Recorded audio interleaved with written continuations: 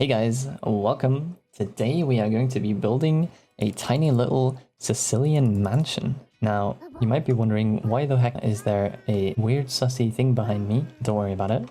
I'm the editor. So, for my process for building this, I decided to first pick out a style. The style I went with this time is a mix of an ancient era Sicilian mansion and Renaissance Gothic buildings. Tried getting a lot of details in there, so it wouldn't be just a plain kind of box. First thing I did is I looked at a bunch of different reference pictures and found the perfect one that I decided to use. Then picked my two blocks I wanted to go for. These were already decided since I'm building this on a survival Cobblemon server later on. I have decided to have a universal theme for all of them, and so I went with the stripped oak terracotta. The terracotta is purely because fellow SMP member, shout out Wolfgirl Art, she gave me a shit ton of terracotta, and that's why I decided to go with that. And I think it honestly looks pretty nice. Then next step, find some other key blocks that you might want to use. I am missing the copper. So all of these are red, warm, nice, comfortable colors. And I thought to contrast this, some good old copper and warped wood, maybe some prismarine would contrast this very nicely. Then you got to figure out how do you want to mix it. Do you have any like other complementary blocks which go nice with it, giving it some texture? I have this packed mud which goes great with these terracotta and mud bricks. Granite goes very well, and then the occasional brick. Brick is very red, so it stands out a little bit. Honestly, the terracotta is very red too, so they kind of go hand in hand. The only issue is the mud isn't quite as red; it's more desaturated. But I think it still gives it nice texture because it's like a very nice earthy, warm color. Then there's two approaches to the next part. You got to figure out, do you want to build your house? Like, how big do you want it? You can build a box and then you add details on the outside, or you build a frame and then add a box on the inside. And you will find very quickly, if you have a frame, you might think, oh yeah, this is a huge build. Like, look at this. This is a solid villager hut here.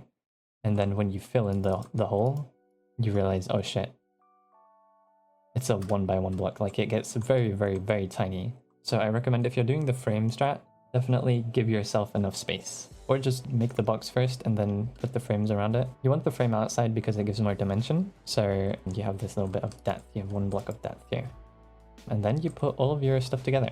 So I went for sandstone as kind of as an accent, but as you will see, the accent kind of took over because I did a lot of detailing with it. So it's kind of more like the oak wood. The stripped oak wood is actually the accent. But yeah, for the details, I used sandstone slabs, different kinds of stairs, that kind of stuff, and got like a lantern in the background. We have the mix of terracotta, mud bricks, and so on. And then you want to add some nice other things that go well with it. You want to give it some interesting shapes. You don't want just a flat wall like over there. Even if it's detailed, yes, it looks nice if it's detailed, but in the style I like to build in, the more detailed the better. It's nice. And so once you have your frame down, your box, add some detail. Plants, very, very good for bringing a different kind of color into it. Yeah, as you can see, this plant stands out a lot in this, and that way you can add some nice color and not have it monochrome. You will realize though, this is another very good like example for the issue that I mentioned earlier. For one single wall, you're using 3 whole blocks.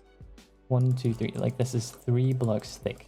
If you built this all out of solid blocks, it will look like a chunky wall, let me tell you. But you do need the 3 full blocks because you can't, like, as you can see, you can't place anything here, even though it is just a slab. You need the full block for it, for these more minor details, even though they are essential. And now you've probably already seen it a bunch since I've teased it a little bit with my camera. Here is the final build. You probably also saw in the thumbnail. This is what I did. As you can see, I went very, very hard on the sandstone. It kind of took over the entire thing. But we have this nice warm, more light color contrast with the terracotta being a little darker, and then the nice orange blue contrast, which is a complementary contrast, so it works super well together. And then we have the occasional pink mixed in to bring a little bit of separation and bring the whole thing together. Obviously the oxidized copper goes great with the non-oxidized copper. I don't know if this is a chimney or a lightning rod. When I built it, I thought it was a lightning rod. It kind of looks like a chimney at this point, so whatever you think it is, that's what it is. Then we also have some nice little hanging plants here. You're gonna see it all in the time lapse. You will see I went with the frame strat where I built the frames first. I usually build the frames first because that's just kind of how I learned to build. We have a nice little pond here too. Interior,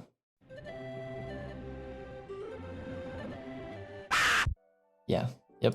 That's the interior.